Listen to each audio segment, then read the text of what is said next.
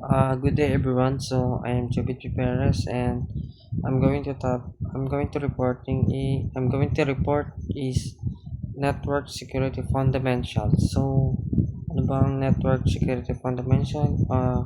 Ito yung magsisilbing panimula para sa ating konsepto ng network security. At dito dito din natin ah dito din natin pag-uusapan kung paano pangunahing proteksyonan o protection ang technology layer of defense. So, mahalagang maintindihan natin at mahalagang maintindihan natin ito para ligtas ang ating mga digital infrastructure and laban sa mga cyber attacks. Um, Security architecture overview. Uh, defense in depth kung saan gumagamit tayo ng iba't ibang patong ng protection. Hindi kaya o sapat na isang security tool, kaya pinagsama-sama natin ng mga firewalls, IPS and VPN, EDR and SIEM at zero trust. Sa pamamagitan nito, ganitong layered setup, kapag nakalusot ang ataka sa isang lagusan ay parang nakaharang pa rin sa kanilang susunod na galaw. So parang ito yung protection is yung mahirap kang ma-hack. uh, Firewalls ay ito yung nagbabantay o kumokontrol sa mga pumapasok at lumalabas na nasa network traffic based sa tinakdang o mga nakatagdang rules at iba't ibang uri ng ito at tulad ng simpleng packet filtering at state infection proxy at makabagong new generation firewalls or NGFW. At dito rin ay ang mga importanteng prinsipyo gaya ng default, deny, and least privilege at mga paggamit ng DMZ para sa mga pampublikong servers. Intrusion detection and prevention. So dito is yung tinutukoy yung pagkaiba ng intrusion detection system na nag-alert lang at ang intrusion prevention or IPS is mga nakakayamang block ng atake. So gumagamit ang mga ito iba't ibang pamamaraan tulad ng signature based para sa mga kilalang banta, para rin anomaly based sa behavioral detection para sa kakaibang aktibidad na kalagang tamang configure sa mga to para maiwasan ng false alarm ng sasaninang alert fatigue. So virtual private networks or VPN. Ang VPN ay gumagawa ng isang ligtas at encrypted o malagasan o tanin na pampublikong internet para ligtas ang komunikasyon ng mga gumagamit. So karaniwan dito is yung gumagamit ang mga kilalang protocols tulad ng OpenVPN, WireGuard at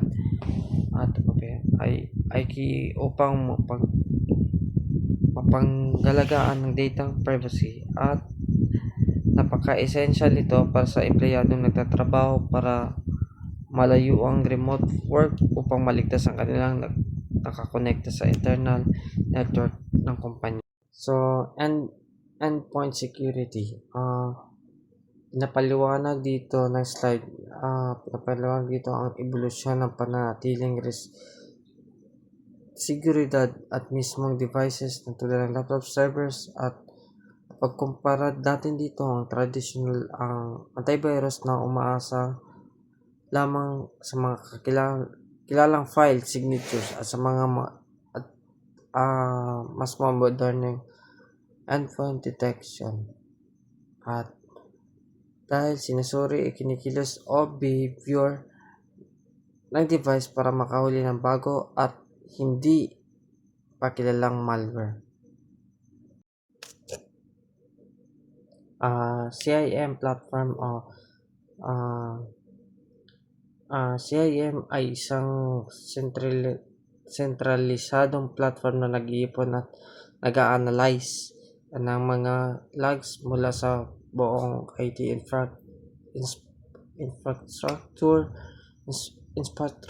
at malalaking tulong nito sa totoong buhay ay para real-time decision, event correlation at mabilis na incident investigation. Bukod dito ay pinapadali rin ng SIM na makomply ang batasang regulasyon sa bansang ukol sa data protection. Wireless security. Dahil lumalaganap ang Wi-Fi, so ito ang mga banta ng wireless network kung saan ang signal ay nagmamadaling ma-intercept o kahit sinong nasa paligid ay pinapakita rito ng kalagahan ng paglipat ng WPA-N2 and WPA3 interface authentication na nagbibigay sa kabilang login credentials sa bawat user kumpara sa isang password lang. So, yun lang.